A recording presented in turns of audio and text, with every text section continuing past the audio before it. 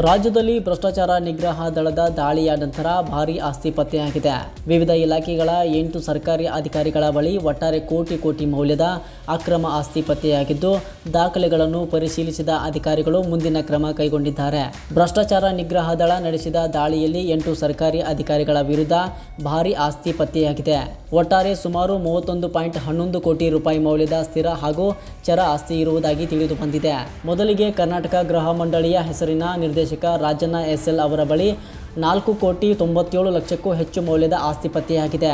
ಬೆಸ್ಕಾಂನ ಸಹಾಯಕ ಕಾರ್ಯನಿರ್ವಾಹಕ engineer Uday Kumar MB ಅವರ ಬಳಿ 3,54 ಲಕ್ಷಕ್ಕೂ ಹೆಚ್ಚು ಮೌಲ್ಯದ ಆಸ್ತಿ ಕಂಡುಬಂದಿದೆ. ದಾವಣಗೆರೆಯ ಅರಣ್ಯ ಸಂರಕ್ಷಣಾ ಅಧಿಕಾರಿ ಹರ್ಷವರ್ಧನ್ ಅವರ ಬಳಿ ಸುಮಾರು 4,85 ಲಕ್ಷ ಮೌಲ್ಯದ ಆಸ್ತಿ ಪತ್ತೆಯಾಗಿದೆ.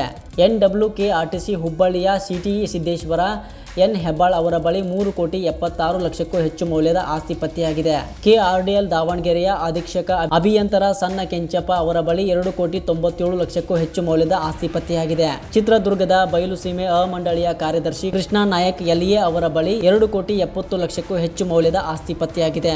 PWD ಕಲಬುರಗಿಯ ಸೂಪರಿಂಟೆಂಡೆಂಟ್ ಮಾಣಿಕ್ ಎಸ್ ಕನಕಟ್ಟಿ ಅವರ ಬಳಿ 4,68 ಲಕ್ಷಕ್ಕೂ ಹೆಚ್ಚು ಮೌಲ್ಯದ ಆಸ್ತಿ ಪತ್ತೆಯಾಗಿದೆ. ಚಿಕ್ಕಮಗಳೂರಿನ ಸಹಾಯಕ ಅರಣ್ಯ ಸಂರಕ್ಷಣಾಧಿಕಾರಿ KS ಮೋಹನ್ ಅವರ ಬಳಿ 3,62 ಲಕ್ಷಕ್ಕೂ ಹೆಚ್ಚು ಮೌಲ್ಯದ ಆಸ್ತಿ ಪತ್ತೆಯಾಗಿದೆ.